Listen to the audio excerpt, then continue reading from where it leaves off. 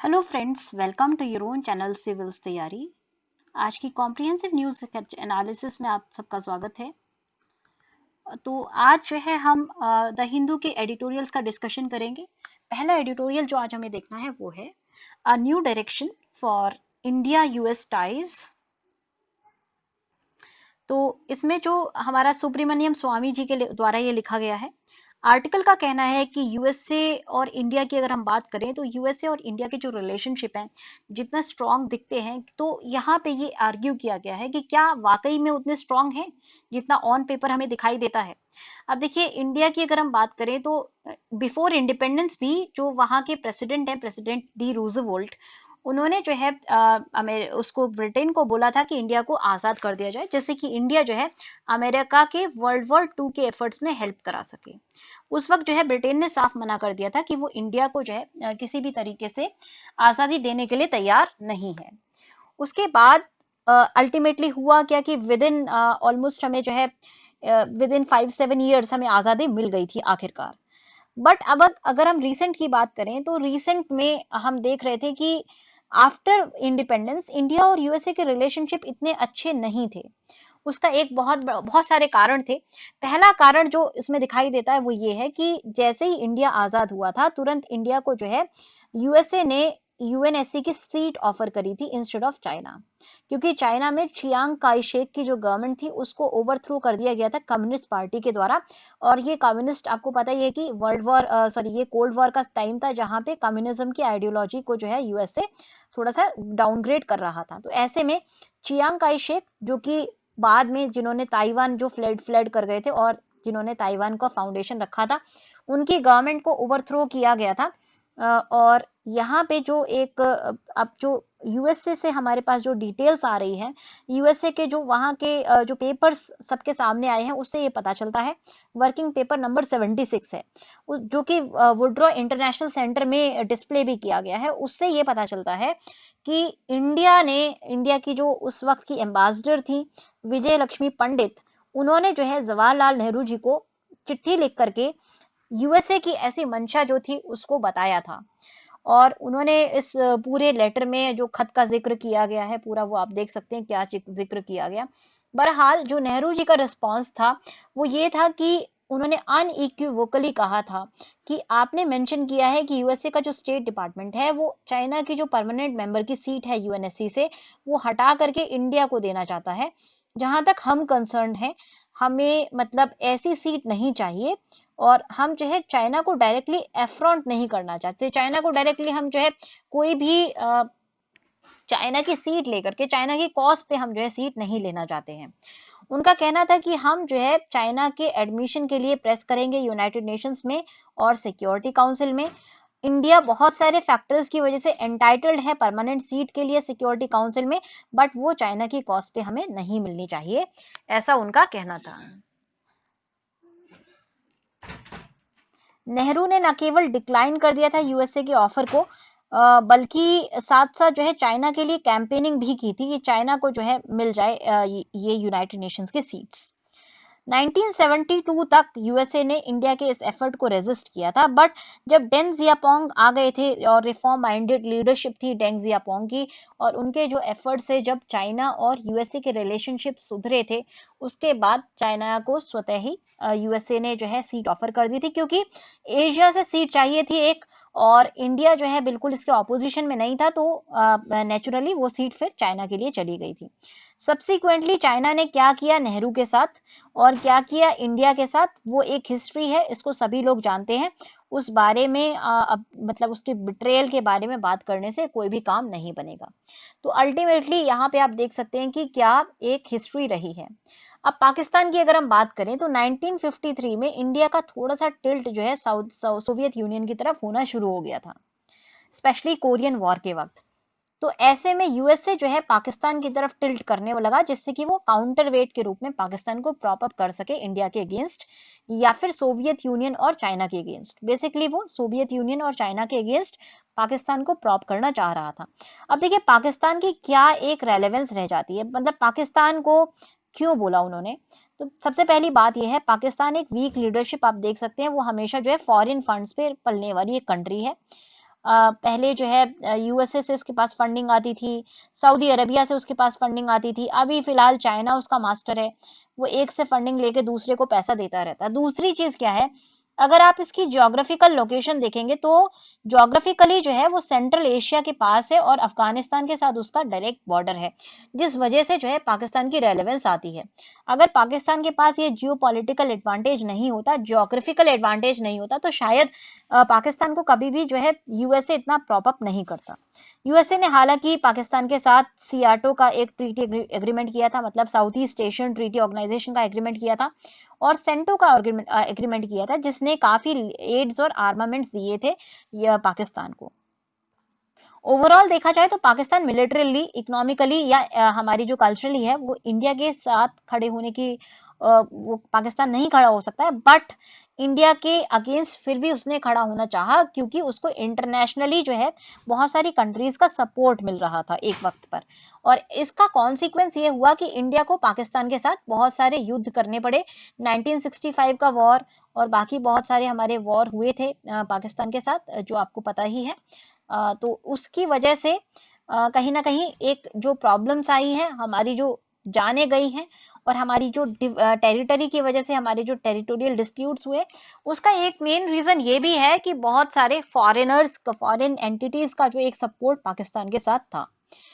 Ultimately Pakistan 1971 के वक्त का किस्सा आपको पता भी होगा कि यूएसए का 7th फ्लीट टास्क फोर्स नाम का एक इसका जो पूरा शिप था, और ये पूरा एयरक्राफ्ट कैरियर था, जो न्यूक्लियर आर्म्ड कैरियर था, ये बे ऑफ बंगाल में आके खड़ा हो गया था पाकिस्तान के लिए, इंडिया के ऊपर प्रेशर बनाने के लिए। हालांकि अल्टीमेटली जो है इससे कुछ बेनिफिट पाकिस्तानीज को नहीं मिला था, और आपको पता ही है बांग्लादेश एक हिस्ट्री है, सब ये हिस्ट्री है, हम सभी को मालूम है कि क्या हुआ। बट हम अपनी मिस्टेक से याद कर सकते, सीख सकते हैं, क्योंकि कुछ अपॉर्चुनिटीज हैं। अब जब हम यूएसए के साथ थोड़ा सा एक अपने संबंध क्लोज बना रहे हैं, तो एक चीज याद रखने वाली है कि यूएसए के साथ कोई हम एक क्लीन स्लेट पे बिगिन नहीं कर रहे हैं। हमारी जो बॉन्ड होगी यूएसए के साथ वो डिपेंड करेगी कि यूएसए का कौन प्रेसिडेंट इस वक्त चुन के आता है नवंबर के पोल्स में। क्योंकि अगर मान लीजिए यूएसए के प्रेसिडेंट के रूप में जो बिडेन की सरकार बनती है, तो जो बिडेन ऑलरेडी हमारे साथ हमारी गवर्नमेंट के खिलाफ एक होस्टाइल स्टैंड ले चुके हैं ऑलरेडी। वो जो है लेफ्ट टिल्टेड हैं, और लिबरल यूएसए वाली जो उनकी मेजर जो जो भी उनकी वोटर बैंक है, और इसी वजह से वो क्रिटिकल हैं हमारी गवर्नमेंट के। उन्होंने सिटीजनशिप अमेंडमेंट एक्ट के खिलाफ काफी कुछ बोला था, और जो इनर यूएसके के सर्कल्स हैं वो भी मतलब एक प्रेशर करेंगे कि हम जो एयरक्राफ्ट खरीदने जा रहे हैं, S-400 सॉरी मिसाइल सिस्टम खरीदने जा रहे हैं, एयर डिफेंस मिसाइल सिस्टम, जो कि काफी एडवांस मिसाइल सिस्टम है, और वो हम रशिया से खरीदने वाले हैं। तो उस परचेज के अगेंस्ट भी काफी ज्यादा जो है बातें की जा रही हैं यूएसए के अंदर, और एक पूरी कोर्ट एक्टिव है जो कि हमारी इन परचेजेस को नेगेट करना चाहती है। अब हमें क्या ध्यान रखना है जब हम यूएसए के साथ जब भी हम एक एंगेजमेंट करते हैं, मान लीजिए ट्रम्प दोबारा आए, तो हमारा एंगेजमेंट थोड़ा सा डीप हो जाएगा। इस डीप एंगेजमेंट को करते वक्त हमें क्या क्या चीजों का ध्यान रखना है। पहली चीज हमें ये देखनी है कि हमें यूएसए को ये चीज ड्रॉ होम करनी होगी कि यूएसए को उतना ही मिलेगा जितना वो हमें देता है। अगर वो हमें कुछ एडिशनल देता है तो यूएसए को भी हम उतना देने के लिए रिस्पॉन्सिबल होंगे। अदरवाइज हम यूएसए को ज्यादा कंसीड नहीं करेंगे, जितना हमें मिल रहा है उससे ज्यादा हम नहीं देंगे। 1991 का इन्होंने एक किस्सा बताया है, जबकि प्राइम मिनिस्टर चंद्रशेखर ने सुब्रमण्यम स्वामी जी को बोला था, पूछा था कि क्या हम जो है आईएमएफ से लोन ले सकते हैं जिसका टर्म्स कम हो और बहुत ज्यादा इंटरेस्ट रेट ना हो। तो उन्होंने मना कर दिया था। इन्होंने बताया कि जब तक हम यूएसए को प्लेकेट नहीं करते, जब तक हम यूएसए के साथ नहीं मिलते हैं, तब तक हम इस तरह का कोई लोन नहीं ले सकते। इसके बाद प्राइम मिनिस्टर चंद्रशेखर ने यूएसए के प्रेसिडेंट से बात की थी, और उन्होंने बताया, कन्वे किया कि हम अमेरिका की जो रिक्वेस्ट थी, जो पेंड कर रही थी उस वक्त प्राइम मिनिस्टर ऑफिस में, जहां पर उनको रीफ्यूलिंग की जरूरत थी इंडिया से, जब प्लेन्स मतलब उड़ान भरे फिलीपींस से होकर के इराक की तरफ जब उड़ान भरे, तो उनको इंडिया में स्टॉप ओवर की जरूरत थी रीफ्यूलिंग के लिए। इसके लिए उन्होंने जो है हमारे पास एक हमारे पास रिक्वेस्ट की थी। तो ये रिक्वेस्ट को कहा गया था कि रिक्वेस्ट जो है परमिट कर दी जाएगी अगर हमें जो है कंसेशनल रेट्स पर वो लोन मिल जाए। तो अल्टीमेटली उसका रिजल्ट क्या हुआ था, बाय द वीकेंड लोन हमारे लिए आईएमएफ से सैंक्शन हो गया था $2 बिलियन का। और इट वाज कंडीशनल लोन था, हालांकि क्योंकि आईएमएफ दे रहा था, बट लोन मिल गया था और इंडिया जो है सॉवरेन डिफॉल्ट से बच गया था। तो ये एक क्लियर एग्जांपल है कि अगर आपको यूएसए से कुछ लेना है तो यूएसए को कुछ देना पड़ेगा। गिव एंड टेक वाली जो पॉलिसी है हमें वो यूएसए के साथ बनानी पड़ेगी, तो यूएसए जल्दी ही देने के लिए तैयार हो जाता है। अदरवाइज यूएसए में बहुत सारी ऐसी वॉइसेस हैं जो इतना ज्यादा प्लाकेट करने के लिए, जिनको काफी प्लाकेट करने की जरूरत पड़ती है। यूएसए एक सुपर पावर है, इसको सभी लोग जानते हैं, और एक सुपर पावर के साथ रहना अच्छा है, बट अगेन सुपर पावर के डोमिनेशन में आने की जरूरत नहीं है, डोमिनेट करना ना करे, क्योंकि अगर ये डोमिनेट करेगी तो हमारा भी वही हाल हो सकता है जो आज पाकिस्तान का हाल हो रहा है। एनीवेज आगे मूव ऑन करते हैं। अब अगर हम यूएसए की बात करें और बाकी कंट्रीज की अगर हम बात करें, क्या हमारा एक जियोपॉलिटिकल सिनेरियो इमर्ज होता हुआ नजर आ रहा है। देखिए, एक जो पैराडिम शिफ्ट है वो कहीं ना कहीं यूएसए की तरफ होता चल रहा है अभी जो हमारे नॉर्मल डिस्कोर्स में है, बट उसको करने से पहले हमें कुछ चीजें रियलाइज करनी होगी। सबसे पहला ये कि इंडिया और यूएसए के रिलेशन में गिव एंड टेक दोनों तरफ से होनी चाहिए। ये एक इंटरनेशनल रिलेशन है, यहाँ पे दोस्ती नहीं की जा रही है। जो हमने गलती करी चाइना के साथ, वो गलती हम जो है यूएसए के साथ नहीं कर सकते। इसीलिए हमने पूरी चाइना का जो एक यूएनएससी वाला किस्सा था वो पढ़ा था कि हमें जो है हमेशा सुपर पावर्स या अपने से ऊपर वाली पावर्स के साथ गिव एंड टेक वाला एक रिलेशनशिप बना के चलना है। फॉर एग्जाम्पल, हमें क्या लेना है लद्दाख में। लद्दाख के कन्फंट्रेशन में हमें बस यूएसए का हार्डवेयर चाहिए, हमें उनके जो है सोल्जर्स की रिक्वायरमेंट नहीं है, यूएसए के ट्रूप्स की रिक्वायरमेंट नहीं है। हम नहीं चाहते कि यूएसए के ट्रूप्स आकर के चाइना के से लड़ाई करें हमारे बॉर्डर पर। तो ये चीज अगर हम अलाउ कर देंगे तो इससे हमारा जो है लॉन्ग टर्म लॉसेस होंगे। चाइना के साथ जो एंगेजमेंट है, चाइना के साथ जो भी हमारी लड़ाई है, वो हमारा एक बायलेटरल इशू है, उसमें जो है किसी का बीच भाव करने की हमें इजाजत नहीं देनी है। नेक्स्ट चीज जो हमें देखनी है वो ये है कि हमारी जो एनिमीज हैं, यूएसए को जो एनिमीज हमारे नेबरहुड में लड़ रहे हैं उसके लिए इंडिया की जरूरत है। तो ये बात कहीं ना कहीं इंडिया इसको जो है यूटिलाइज कर सकता है। उसके अलावा इंडिया को क्या चाहिए यूएसए से। इंडिया को जो है हमारे जो जो इंडिया को नीड्स हैं उसमें देखा जाए तो हम साइबर वॉरफेयर के लिए हमें जो है यूएसए का सपोर्ट चाहिए, और यूएसए के एलाइज जैसे कि इसराइल का सपोर्ट चाहिए साइबर वॉरफेयर के लिए, सैटेलाइट मैपिंग के लिए। फिर आप देख सकते हैं कि चाइना और पाकिस्तान का जो मैप है उसके लिए, इंटरसेप्शन अगर करना है इलेक्ट्रॉनिक कम्युनिकेशन का तो इसके लिए हमें हेल्प चाहिए। हार्ड इंटेलिजेंस जो टेररिस्ट पर है वो आसानी से यूएसए और इसराइल हमें प्रोवाइड कर सकते हैं, क्योंकि उनके पास पूरा मैकेनिज्म भी है, उनको छूट भी है, वहां जाकर के वो रेकी वगैरह कर सकते हैं, इंटेलिजेंस गैदरिंग कर सकते हैं। फिर इंटर सर्विसेज इंटेलिजेंस की क्या एक्टिविटीज हैं वो भी हम जो है यहाँ से गेन कर सकते हैं यूएसए और उसकी एलाइज से। इंडिया को क्या देना पड़ेगा इसके बदले। इंडिया को जो है कंप्लीटली डेवलप करने देना चाहिए अंडमान एंड निकोबार को यूएसए के द्वारा, या फिर लक्षद्वीप आइलैंड को भी, जिससे कि वो एक नेवल और एयरफोर्स के बेस के रूप में यूज किया जा सके, जिसको यूएसए और उसके एलाइज शेयर कर सके, like Indonesia and Japan. India को दो एरियाज में फर्म रहना है, काफी जो है कड़ाई से इंडिया को अपने स्टैंड लेना है। और वो दो एरियाज कौन कौन से हैं अगर हम देखें तो, पहला एरिया है कि हमारे जो इकोनॉमिक जो भी हमारे रिलोकेशंस होंगी वो मैक्रो इकोनॉमिक और कमर्शियल प्रिंसिपल पर होंगी।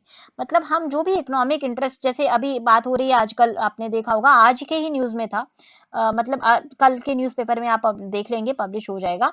आज के मतलब न्यूज में था, इलेक्ट्रॉनिक मीडिया में था, कि जो बातें चल रही हैं यूएसए की कुछ जो बड़ी कंपनीज हैं, लाइक amazon हो गया और गूगल हो गया, फेसबुक हो गया, तो इनको जो है हमने अभी डेटा के ऊपर हमने रेस्ट्रिक्शन लगाए हुए हैं, और इन्होंने अपना रिप्रेजेंटेशन जो है यूएसए की जो सेनेट है वहां पर भेजा है। तो यहाँ ये देखिए, ये जो हमारी सॉफ्टवेयर टेक्नोलॉजी है उसमें इंडिया अच्छा है। ऐसे में अगर हम इंपोर्ट करते हैं तो ये इंडियन इंटरेस्ट को हर्ट करेगा, तो हम जो भी हमारे कॉमर्शियल एंगेजमेंट होगा वो कॉमर्शियल प्रिंसिपल्स के बेसिस पे होगा, वहां पे बायलेटरल इश्यूज बीच में नहीं आने चाहिए। फ्री और इनडिस्क्रिमिनेट फ्लो अगर यूएसए के फॉरेन डायरेक्ट इन्वेस्टमेंट का होता है तो ये हमारे नेशनल इंटरेस्ट के अगेंस्ट है, ये हमें नहीं होने देना चाहिए, क्योंकि हमारे बहुत सारे छोटे छोटे बिजनेस हैं जिनको हर्ट हो जाएगा। अमेरिकन पॉकेट्स काफी डीप हैं, और हम दोबारा से जो एक हमने गलती की थी ईस्ट इंडिया कंपनी के टाइम, वो ना तो हम अब चाइना के साथ एफोर्ड कर सकते हैं और ना ही हम यूएसए के साथ एफोर्ड कर सकते हैं। ध्यान ये रखना है कि यूएसए हो चाहे चाइना हो, दोनों जो है मर्केंटाइल नेशंस हैं, और दोनों जो है सबसे पहले अपना सेल्फ इंटरेस्ट देखते हैं, बाकी किसी और का सेल्फ इंटरेस्ट देखेंगे। तो ये जो मॉरल ग्राउंड्स हैं, ये ना तो यूएसए फॉलो करती है और ना ही आपकी चाइना फॉलो करती है। इन दोनों से डील करने के लिए सेल्फ इंटरेस्ट बेसिस पे हमें गिव एंड टेक और म्यूचुअल बेसिस पे हमें डील करना होगा। इनके साथ जो है हम कोई भी मॉरल ग्राउंड ना लें तो ज्यादा अच्छा होगा। नेक्स्ट अगर हम देखें टेक्नोलॉजीज की, अगर हम बात करें तो इंडिया को जो है टेक्नोलॉजीज चाहिए, जैसे कि थोरियम यूटिलाइजेशन टेक्नोलॉजी चाहिए, desalinisation of C water technology चाहिए, हाइड्रोजन फ्यूल सेल्स चाहिए। बट हमें वॉलमार्ट और यूएस यूनिवर्सिटीज की आवश्यकता नहीं है।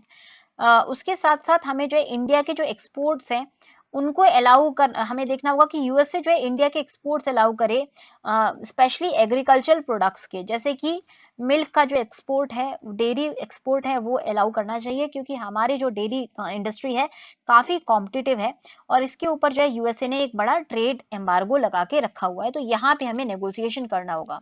फिर एफडीआई केवल सेलेक्टिव, न केवल यूएसए के साथ बल्कि बाकी कंट्रीज के साथ भी केवल सेलेक्टिव एरियाज में करनी चाहिए, अलाउ करनी चाहिए, क्योंकि और जो अलाउ हम कर रहे हैं वो economic theory of comparative advantage के बेसिस पर होना चाहिए। मतलब कि केवल उन एरियाज में हम इंपोर्ट अलाउ करेंगे या एफडीआई अलाउ करेंगे जहां पे हमारी खुद की जो टेक्नोलॉजी है वो अगर हमारी कॉस्टली है और इंपोर्ट करना अगर हमारे लिए चीप है, तभी हम अलाउ करेंगे। और ये जो इंपोर्ट्स हो रहे हैं ये एक्चुअल जो इसमें कॉस्ट है वो चीप है, ना कि सब्सिडाइज्ड कॉस्ट। सब्सिडी हटाने के बाद जो भी उनकी cost, actual cost of production है वो चीप होना चाहिए, सब्सिडीज को इंक्लूड नहीं करना है। अगर ऐसा होता है तो हम इंपोर्ट पे जाएं, otherwise we should not go for import. ठीक है, तो ये चीज हमें देखना होगा और यहाँ पे हम उन्हीं इंपोर्ट्स को अलाउ करें, ये हमारी नेशनल इंटरेस्ट में होगा और लॉन्ग टर्म के लिए एडवांटेजियस होगा। टैरिफ्स अगर इंडिया की बात करें और यूएसए की बात करें तो यहाँ पे बात की गई है कि टैरिफ्स थोड़े से लो होने चाहिए। इन्होंने बोला है कि रिवैल्यू करिए इंडियन रुपी को अराउंड 35 रुपी पर डॉलर, हालांकि ये पॉसिबल नहीं है। नेक्स्ट जो एक कंस्ट्रेंट हमें देना है कि यूएसए को हम जो है अपने ट्रूप्स प्रोवाइड नहीं करेंगे तिब्बत के अंदर एंटर करने के लिए, या फिर हांगकांग के या फिर ताइवान के इशू के अंदर एंटर करने के लिए, क्योंकि हमेशा चाइना में एक पॉसिबिलिटी होती है कि लीडरशिप चेंज बहुत जल्दी होता है और कभी कभी ये लीडरशिप चेंज जो है प्रो इंडिया सेंटिमेंट्स को भी जनरेट कर सकता है। वहां के लीडर के बेसिस पर इंडियन सेंटिमेंट्स वहां पे जो है वहां पे थोड़े से आर्टिकुलेट होते हैं। फॉर एग्जाम्पल जब डेंग जियापोंग ने रिप्लेस किया था माओ जेडोंग को तो एकदम आइडियोलॉजी का चेंज आया था। इसी तरह से जो एक इंडिया और चाइना रिलेशनशिप्स है उसमें भी एक चेंज देखा गया था। तो अगर हम अभी परमानेंट, हमारी जो अभी डिस्प्यूट है वो अभी लीडर बेस्ड डिस्प्यूट है ना, हमारी जी जिनपिंग की डिस्प्यूट है, जी जिनपिंग की, और इवन चाइना के अंदर भी इसको काफी जो है बहुत ज्यादा क्रिटिसिज्म हो रहा है जी की इस पॉलिसीज का। तो आज नहीं तो कल जी को जो है रिप्लेस कर दिया जाएगा किसी नए लीडर से। ऐसे में अगर हम अपने ट्रूप्स को भेज देते हैं तिब्बत, ताइवान या हांगकांग के अंदर, तो उससे जो डिस्प्यूट है वो लॉन्ग स्टैंडिंग बन जाएगी। हम 3500 किलोमीटर का जो बॉर्डर है वो शेयर करते हैं, चाइना हमारा नेबर है, यूएसए तो प्लेग्राउंड में खेल करके चला जाएगा कल को, बट हमें जो है चाइना के साथ परमानेंटली डील करना है। ऐसे में हमें कोई भी डिस्प्यूट इतना आगे नहीं बढ़ाना कि उसका रिजोल्यूशन ही ना हो पाए, तो ये चीज हमें ध्यान में रखनी होगी। लास्टली हमें जो है एक ट्राइलेटरल कमिटमेंट की कोशिश करनी चाहिए, इंडिया, यूएसए और चाइना, जहां पर तीनों एक वर्ल्ड पीस के लिए एक फोरम पे आए और उसके लिए, बट उसको करने के लिए एक हेल्दी चेंज करना होगा चाइनीज पॉलिसीज में। नेक्स्ट आर्टिकल हमें देखना है bringing nuclear risk back into popular imagination. ये आपका जो आर्टिकल है ये जीएस पेपर 3 के पॉइंट ऑफ व्यू से इंपॉर्टेंट है, जहां पर हम इस सिक्योरिटी इश्यूज की बात करते हैं। तो इस आर्टिकल में डिस्कशन किया गया है कि देखिए आर्टिकल का कॉन्टेक्स्ट क्या था।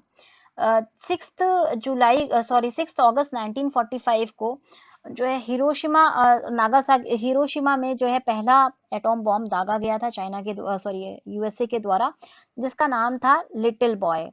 उसके बाद 9 अगस्त 1945 को 9 अगस्त 1945 को दूसरा जो है एटॉम बॉम्ब या न्यूक्लियर बम दागा गया था, जिसका नाम था फैट मैन, जो कि ऑलमोस्ट नागासाकी पर 11 बजे के आसपास दागा गया था।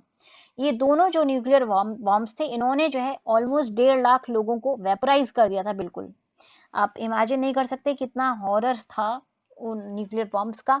उसके अलावा 1,30,000 लोग जो है मारे गए थे बर्न्स की वजह से, रेडिएशन सिकनेस की वजह से बाद में। मतलब 1.5 लाख लोग हाथ के हाथ वेपराइज हो गए थे। उसके अलावा बहुत सारे लोग जो है बाकी सिकनेसेस की वजह से बाद में मारे गए थे, क्योंकि हेल्थ सिस्टम एकदम कोलैप्स कर गया था और ट्रीट नहीं कर पाया था। और जो लोग बचे रह गए थे उनका नाम, उनको जो है वहां पे लोकल लैंग्वेज में हिबा कुशा कहा गया, या सर्वाइवर कहा गया एटॉमिक बॉम्ब्स के। और उन्होंने रिकाउंट किया कि किस तरह से एक ऑर्डिनरी डे एक ऐसे दिन में तब्दील हो गया जहां पर उनको ये, बाद में उन्होंने हमेशा एक इमेजिन किया या फिर ऐसा माना कि इससे बढ़िया तो मौत हो जाती। तो ये एक उनको जो है सिनेरियो डील करना पड़ा था। हमारी जो मेमोरी होती है काफी छोटी होती है। अभी इसको बीते हुए केवल 75 ईयर्स हुए हैं, और 75 ईयर्स बाद आज क्या इतना बड़ा ट्रेजेडी ह्यूमन लाइफ में होने के बाद भी क्या न्यूक्लियर वेपन नीचे कम हुए? ना तो वो कम हुए, बल्कि रूज जो है न्यूक्लियर वेपन स्टेट्स क्रिएट हुए हैं। फॉर एग्जांपल पाकिस्तान, जिसको जो है न्यूक्लियर प्रोलिफरेशन के द्वारा यहाँ पे जो है न्यूक्लियर वेपन्स प्रोवाइड किए गए। फॉर एग्जांपल नॉर्थ कोरिया, जो कि वर्ल्ड पीस को कभी भी थ्रेटन करने के लिए न्यूक्लियर आर्म्स की धमकी देता रहता है ऑन ए रेगुलर बेसिस। तो इस तरह के, और उसके अलावा आप एक और नाम जोड़ सकते हैं चाइना का। चाइना भी आज के टाइम में एक जो है गुंडा नेशन के रूप में उभर के सामने आया है, रूज नेशन के रूप में उभर के सामने आया है। और इन तीनों के पास जो है न्यूक्लियर पावर है, और जो कि वर्ल्ड पीस को थ्रेटन करता है। तो सबसे बड़ी बात, जब ये पूरा न्यूक्लियर जो वेपन अटैक हुआ था यूएसए के द्वारा, उसके बाद बहुत लंबे टाइम तक एक बात छिड़ी थी कि किसी भी तरह से हमें न्यूक्लियर जो वेपन्स हैं वो बैन करने हैं। बट वो अल्टीमेटली आज तक भी नहीं हो पाया है। नॉन प्रोलिफरेशन ट्रीटी की अगर हम बात करें तो वो इंडिया ने साइन नहीं की है। फिर अगर हम इसराइल की बात करें, इसराइल भी एक न्यूक्लियर आर्म्ड नेशन है, उसने भी साइन नहीं किया है। और देन अगेन पाकिस्तान ने भी इसको साइन नहीं किया हुआ है। नॉर्थ कोरिया ने साइन किया था, अगेन वो इससे बाहर निकल चुका है। तो ऐसे कुछ नेशंस हैं जिनके पास जो बड़े बड़े आर्म न्यूक्लियर आर्म्ड नेशंस हैं, उन्होंने इन ट्रीटीज को साइन नहीं किया हुआ है। तो अल्टीमेटली न्यूक्लियर वेपन्स आज भी एक रियलिटी है। अभी जो हम एक सोशियो इकोनॉमिक हेल्थ इमरजेंसी से डील कर रहे हैं, ऐसे में एक हमारा जो ध्यान जाना चाहिए वो एक दूसरी इमरजेंसी की तरफ भी जाना चाहिए, जो कि एकदम कॉर्नर पर लर्क कर रही है, मतलब कॉर्नर पर छुपी हुई है। और वो है हमारी जियोपॉलिटिकल टेंशंस, जो कि बड़ी मेजर पावर्स के बीच में इस टाइम एग्जिस्ट कर रहे हैं। फॉर एग्जांपल इंडिया और चाइना के बीच में, दोनों जो है न्यूक्लियर आर्म नेशंस हैं। फिर यूएसए और चाइना के बीच में, अगेन दोनों न्यूक्लियर आर्म नेशंस हैं। इसी तरह से अगर हम इंडिया और पाकिस्तान की बात करें, जो पाकिस्तान ने अभी लेटेस्ट मैप लगाया था, उसके बाद जो टेंशंस हैं वो और ज्यादा बढ़ गई हैं इंडिया और पाकिस्तान के बीच में। फिर हम बात करें और नेशंस की जहां पर जो ये टेंशंस छिड़ी हुई हैं, वो है आपका यूएसए और नॉर्थ कोरिया, जिनके बीच में on end of love hate relationship चलता रहता है। तो ये कुछ नेशंस हैं जिनके ऊपर जो है अभी यहाँ पे जियोपॉलिटिकल स्ट्रगल्स या जियोपॉलिटिकल टेंशंस देखी जा रही हैं। ऐसे में जो एक न्यूक्लियर थ्रेट है, ये जस्ट सरफेस के नीचे छिपा हुआ है, और डेली बेसिस पर ये जो थ्रेट है ये ग्रो कर रहा है। क्या क्या डेंजर्स हैं? डेंजर हमें अनइंटेंडेड यूज का एक डेंजर लाई करता है इधर।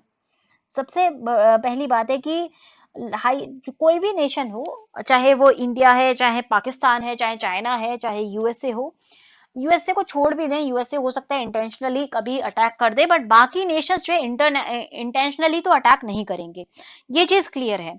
अब क्यों इंटेंशनली अटैक नहीं करेंगे? रीजन ये है कि अगर वो इंटेंशनली अटैक करते हैं तो क्या होगा कि कहीं ना कहीं उनके ऊपर जो थ्रेट है, वो एडवर्सरी का जो एक थ्रेट है वो बढ़ जाएगा।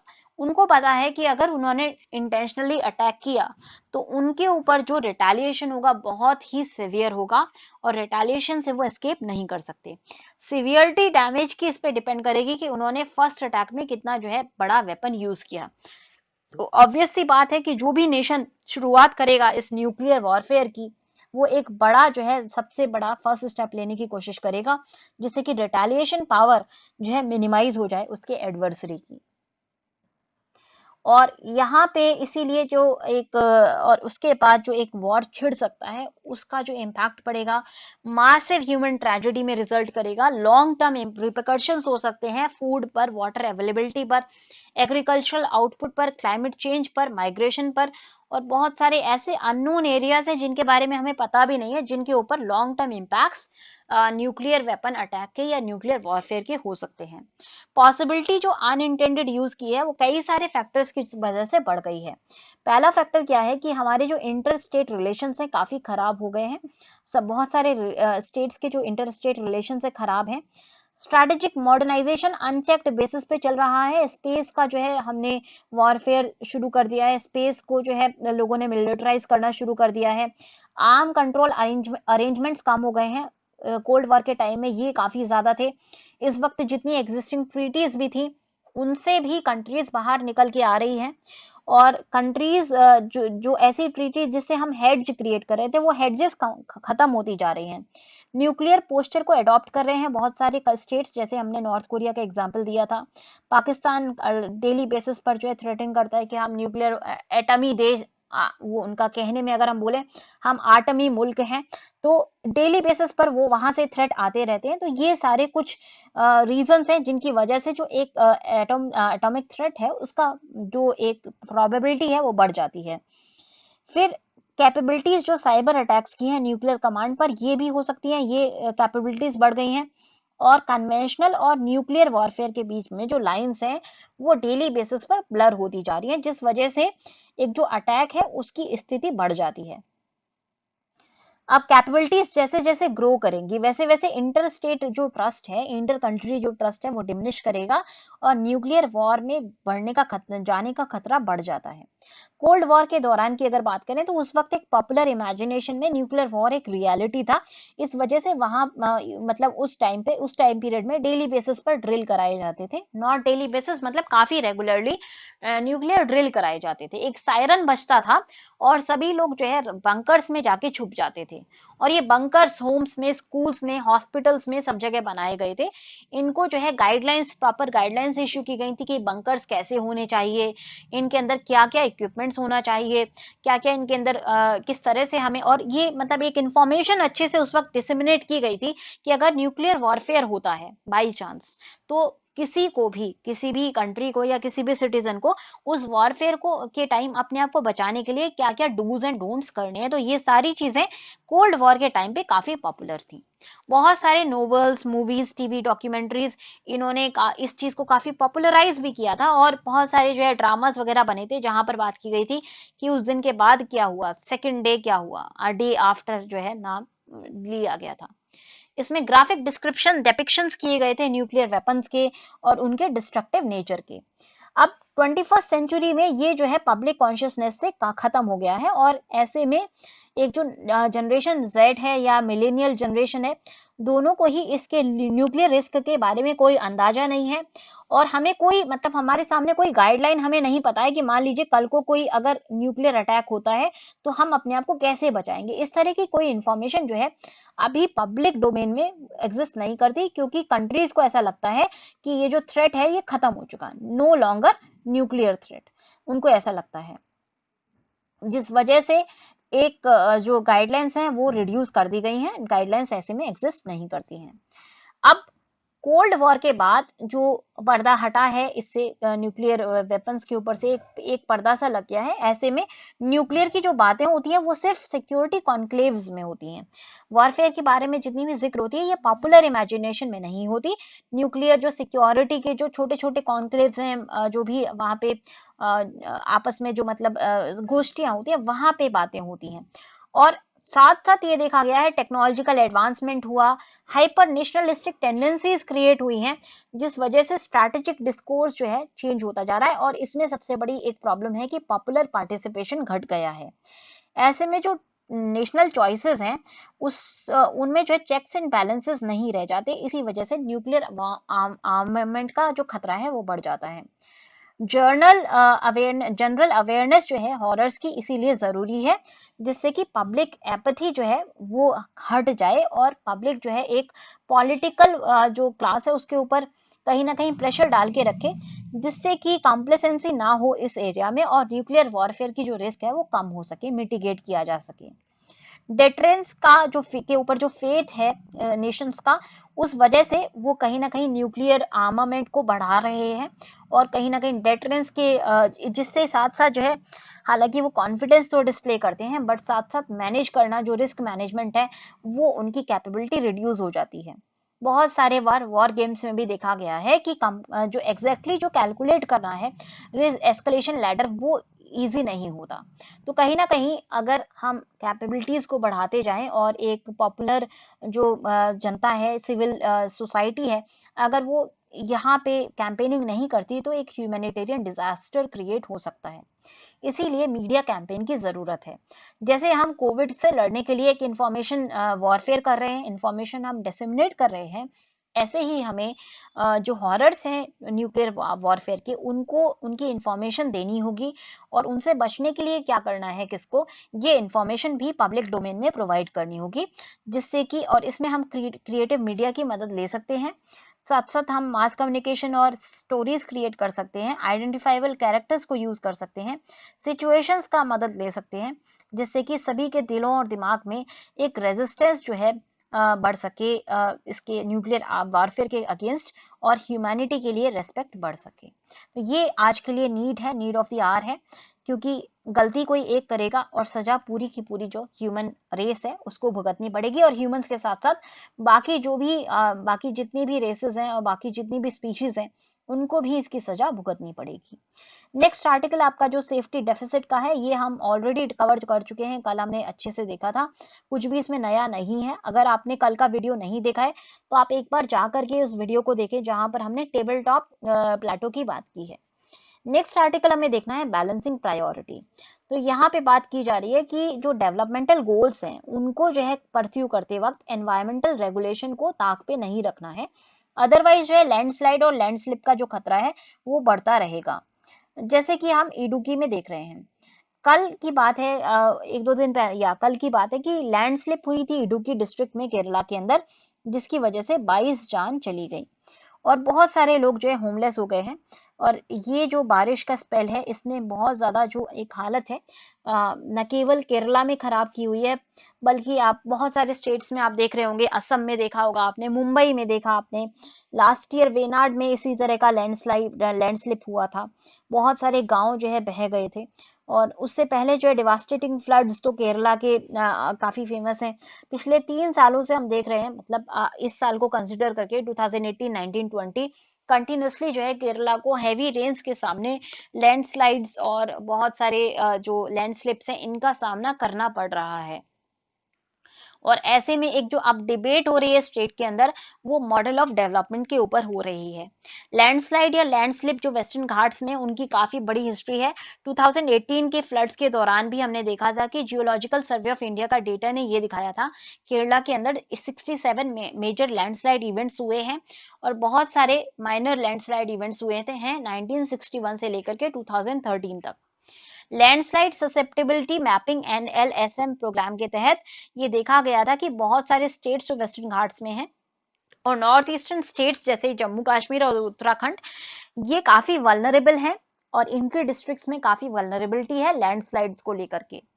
ऑलमोस्ट 13,000 स्क्वायर किलोमीटर की मैपिंग की गई थी 2018 तक, और 6,000 और कवर कर लिए किए जाने थे 2019-20 में।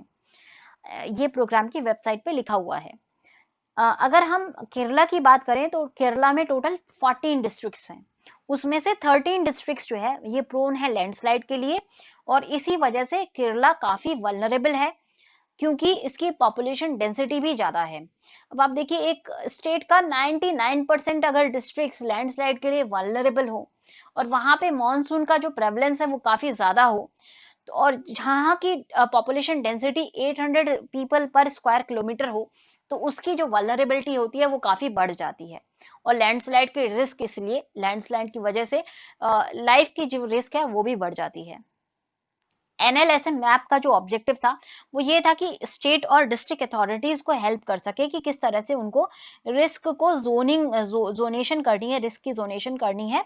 बट जैसे कि अर्थक्वेक जोनेशन मैप में होता है, ये कोई भी कितनी भी साइंटिफिक एक्सरसाइज हो वो जो है रिस्क बता सकती है नेचुरल हजार्ड्स का, बट उसको मिटिगेट करने के लिए इस लॉज को इम्प्लीमेंट करना जरूरी होता है। और ये चीज केरला के लिए यूनिक नहीं है, डिटेल्स थोड़ी बहुत वेरी कर सकती हैं, बट इंडिया एक नए क्लाइमेट नॉर्मल में रह रहा है जहां पर एक्सट्रीम ड्राउट और एक्सट्रीम रेनफॉल इवेंट्स काफी कॉमन होते जा रहे हैं। केरला की टोपोग्राफी ऐसी है कि वो थोड़ा सा आपने देखा होगा कि वो, हम अगर केरला की बात करें तो वेस्टर्न घाट्स पे वो बसा हुआ है, काफी बड़ा एरिया केरला का वेस्टर्न घाट से रिलेटेड है। उसकी वहां पे जो है अनसाइंटिफिक मैनर में क्वेरिंग की गई, रॉक्स की रॉक कटिंग क्वेरिंग, और ये साथ साथ जो मतलब एक फॉरेस्ट को एक तेजी से काटा गया, अर्बनाइजेशन एक्सपेरिमेंट्स किए गए हैं, जिस वजह से ओवरऑल क्या हुआ कि वहां के जो स्लोप्स हैं वो जिनकी अनसाइंटिफिक कटिंग की गई है उनकी वजह से जो सॉइल इरोजन है वो काफी तेजी से एग्रवेट हुआ, और साथ साथ जो वहां की नेचुरल वेजिटेशन थी उसको कट करने की वजह से लैंडस्लाइड होने का जो खतरा है वो बढ़ गया है। अब स्टेट का जो डिजास्टर मैनेजमेंट अपैरेटस है उसको जो है आप प्रिपेयर रहना होगा कि वो एक की पॉलिसी रिस्पॉन्सेज जनरेट करे और एफर्ट्स को डबल डाउन करे, जिससे कि जो भी जोनिंग लॉज हैं उनको अच्छे से ऑब्जर्व किया जाए। स्लोप्स जो कि हिली टेरेन में कार्व किए गए हैं वहां पे अप्रोप्रिएट प्रोविजन होना चाहिए ड्रेनिंग वाटर का। कंप्लायंस अगर जरा भी इसकी कंप्लायंस नहीं होती है तो इस वजह से नेचुरल डिजास्टर्स अकर कर जाते हैं और बहुत ज्यादा कैजुअलिटीज होती हैं जिनको हम अवॉइड कर सकते हैं। तो जो डेवलपमेंटल गोल्स हैं वो हमारी एनवायरमेंटल कंस्ट्रेन के कॉस्ट पे नहीं आने चाहिए। एनवायरमेंट और डेवलपमेंट साथ साथ चल सकता है, जिसको हम सस्टेनेबल डेवलपमेंट बोलते भी हैं। थोड़ा सा हो सकता है कि हमें पैसा ज्यादा लगे, हो सकता है कि हमें थोड़ा सा टाइम ज्यादा लगे, बट वो जो कंस्ट्रेंट्स हैं वो शॉर्ट टर्म कंस्ट्रेंट्स होते हैं, बट उनका लॉन्ग टर्म बेनिफिट होता है। इसीलिए हर स्टेट को जब भी डेवलपमेंटल गोल्स पे आगे बढ़ना है तो उनको एनवायरमेंटल कंस्ट्रेंट्स को ध्यान में रखते हुए बढ़ना चाहिए। और अगर देखें तो बहुत सारे जो तरीके हैं वो निकल आते हैं अगर हम ध्यान से शांति से देखें तो। जल्दीबाजी में और डेवलपमेंट को अगर हम प्रायोरिटी लेंगे तो अल्टीमेटली फिर हमें जो है स्टेट में डिजास्टर्स फेस करने पड़ते हैं, जो कि केरला कर रहा है। तो केरला से हम ये लेसन लर्न कर सकते हैं, और बाकी सभी स्टेट्स भी जहां पर भी इस तरह की अनहेम्पर्ड एक्टिविटीज चल रही हैं, जहां पर अनसाइंटिफिक मैनर्स में हिल्स को काटा जा रहा है, उन स्टेट्स को यहाँ से लेसन ले सीखते हुए ये सब बंद कर देना चाहिए, और साइंटिफिक मैनर में जो भी कमिटीज के द्वारा रिकमेंडेड है, जो भी एनवायरमेंटल एजेंसीज ने बताया है, उस तरीके से हमें जो है डेवलपमेंटल गोल्स को आगे परस्यू करना चाहिए। तो आज के डिस्कशन में इतना ही। आज में क्वेश्चंस मैंने नहीं दिए हैं जिनको हम कल डील कर लेंगे। तो take care and have a good day.